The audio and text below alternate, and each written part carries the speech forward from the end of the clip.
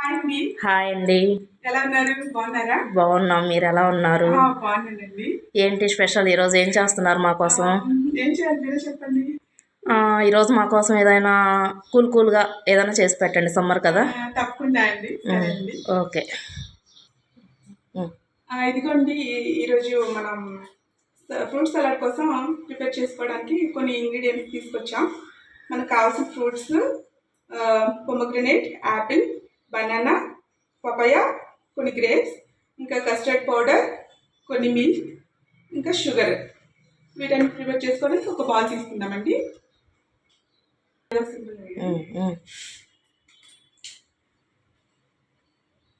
వీటన్నిటిని ఇప్పుడు ముక్కలుగా కట్ చేసుకొని మనం ఫ్రూట్ సలాడ్ ప్రిపేర్ చేసుకున్నామండి. ఫస్ట్ మనం స్టవ్ ఆన్ చేసుకోవాలండి. స్టవ్ ఆన్ చేసుకొని ఇందులో కొన్ని పాలు పోసుకోవాలండి. మనకి సరిపడిన పాలు యాడ్ చేసుకోవాలి. దగ్గరకు వచ్చి చూపించండి. కొంచెం పాలు ఇక్కడ ఉంచుకోవాలండి, మనం కస్టర్డ్ పౌడర్ కలుపుకోవడానికి. ఇక్కడ చూపించండి.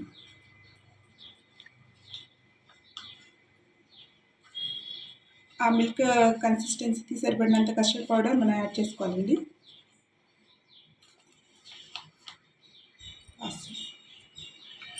ఇందులో కొంచెం మిల్క్ యాడ్ చేసుకుంటూ కొంచెం పలుచగా కలుపుకోవాలండి.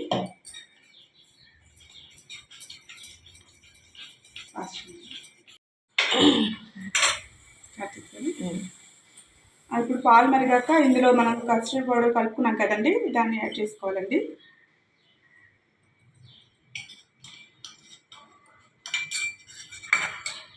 కొంచెంసేపు అలా కలుపుతూ ఉండాలండి. కొంచెం చిక్కబడాక స్టవ్ ఆఫ్ చేసుకోవాలి. ఇందులో కొంచెం షుగర్ యాడ్ చేసుకోవాలండి. ఒక 4 స్పూన్స్ సరిపోతాయండి. టేస్ట్ తగ్గట్టు యాడ్ చేసుకోవచ్చు. కొంచెం మిక్స్ చేసుకోవాలండి.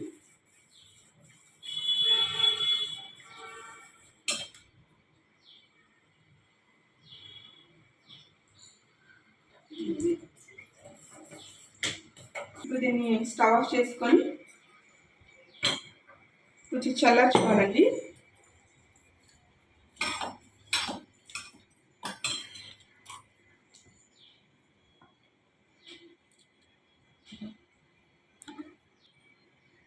దీంట్లో ఫ్రూట్స్ అన్నీ వేసుకోవాలండి.